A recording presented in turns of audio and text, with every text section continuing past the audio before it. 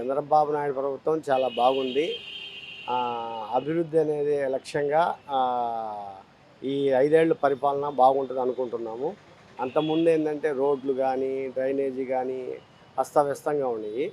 ఈ చంద్రబాబు నాయుడు ప్రభుత్వం వచ్చినప్పటి నుంచి రోడ్లు గానీ, డ్రైనేజీ గానీ, ఈ ఆహ్, వా వాలంటీర్లు కాదు, పింఛన్ పథకం అనేది 1వ తారీఖు లోపలే ఇస్తున్నారు.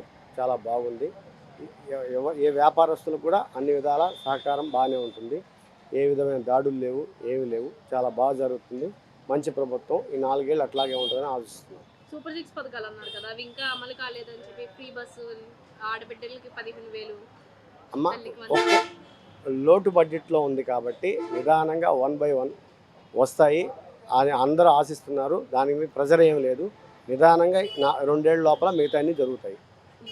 అంటే ఇప్పుడు వైఎస్ జగన్మోహన్ రెడ్డి మీద కక్ష సాధింపు చర్యలతోనే వల్లభనేని వంశీ, కొడాలి నాని అరెస్టులు జరుగుతున్నాయని చెప్పేసి వైఎస్ జగన్ అంటూ ఉన్నారు. చట్ట ప్రకారం చేసుకోపోతారే కానీ కక్ష సాధింపులు ఈ ప్రభుత్వంలో ఉండవు.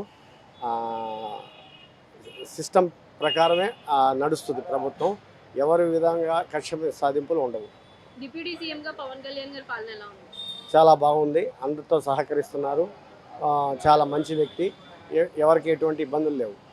కూటమి అధికారంలోకి వచ్చి 1 సంవత్సరం అయినప్పటికీ కూడా ఇప్పటికీ జాబ్ క్యాలెండర్ ఇవ్వలేదు. మేము వచ్చుంటే అధికారంలో జాబ్లు ఇచ్చేవాళ్ళమని చెప్పి వైఎస్ జగన్ చెప్తా ఉన్నాడు. దానికి ఏమంటారు?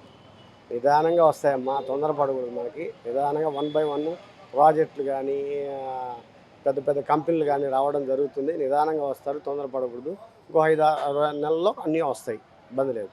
ఇప్పుడు అమరావతి, పోలవరం 5 ఏళ్లలో కంప్లీట్ చేసేస్తామని చెప్పారు. So complete అవుతుందంటారా? 27 వరకు కంప్లీట్ అయిపోద్ది. 27 తారీఖు 27వ సంవత్సరం వరకు కంప్లీట్ అయిపోద్ది, ఇబ్బంది లేదు. నారా లోకేష్ రాజ్యాంగంలో రాక్షస పాలన నడుస్తుందని వైఎస్ జగన్మోహన్ రెడ్డి వాళ్ళు భయం ఉంటే అట్లా చెప్తున్నారే కానీ అట్లా ఏ రెడ్ బుక్ పాలన ఏం లేదు. చట్ట ప్రకారం అన్నీ జరిగిపోతాయి. ఎవరికి ఎలాంటి ఇబ్బంది లేదు.